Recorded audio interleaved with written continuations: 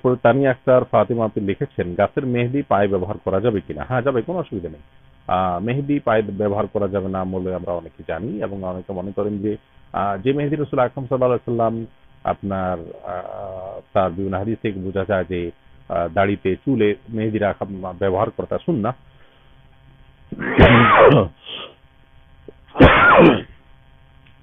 সেই মেহেদি আপনার পায়ে ব্যবহার করার ব্যাপারে অনেকে মনে করেন যে পায়ে ব্যবহার করলে অসুবিধা হবে। এটা একান্তই আমাদের ধারণা, নিছকই ধারণা।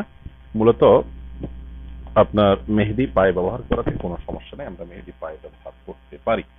এই দীপালি শব্দের অর্থ কি? আমি আমার ঠিক জানা নেই। যদি জানা থাকতো তাহলে সেক্ষেত্রে হয়তো বলতে সুবিধা হতো। আর এর সাথে কি হিন্দু ধর্মের কোনো বিশ্বাসের সম্পর্ক আছে কিনা, যদি বিষয়টা সেরকম হয় তাহলে সেক্ষেত্রে এই নাম যদি রাখা হয়ে থাকে, এখন আপনি নাম পরিবর্তন করবেন, এমন না যে এই নাম পরিবর্তন করা খুব অসম্ভব কিছু, বা এটা করলে আপনার কোনো বিপদ হতে হবে। হ্যাঁ, কাগজে কলমে আছে থাকুক, কিন্তু আপনি ডাকনাম এবং চেনা জানা মানুষদের মধ্যে অন্তত পরিবর্তন করার উদ্যোগ নেবেন যদি অর্থের মধ্যে খারাপ কোনো কিছু থাকে, বা অন্য কোনো ধর্মের মানুষের ধর্মীয় বিশ্বাসের মতো বিষয় যদি সেখানে থাকে। আর যদি এরকম না থাকে তাহলে সেক্ষেত্রে সেই নাম রাখাতে কোনো অসুবিধা নেই, আপনি নাম রাখতে পারেন।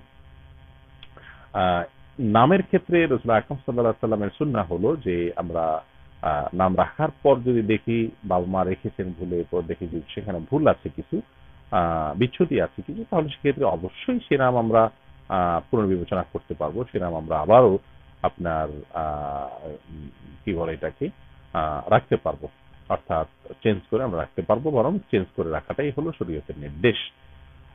কোনো অসুবিধা নেই তাতে। এস এম শফিক কামাল আপনি লিখেছেন, আল্লাহর কাছে আপনার নেক হায়াত কামনা করি, আমিও আপনার জন্য দোয়া করি, আল্লাহ তাআলা আপনাকেও নেক হায়াত দান করুন। ভাই শফিক কামাল, জাযাকুমুল্লাহ খাইর। সাজিদা পারভিন আপনি লিখেছেন, মহিলাদের প্রসাবের পর পানি খরচ করার পরও কি কোনো কাপড় বা টিস্যু ব্যবহার করতে হবে? দেখুন, পানি যদি ব্যবহার করেন তাহলে সেক্ষেত্রে পানি দিয়ে ধুয়ে ফেললেই তারা পাক হয়ে যাবেন।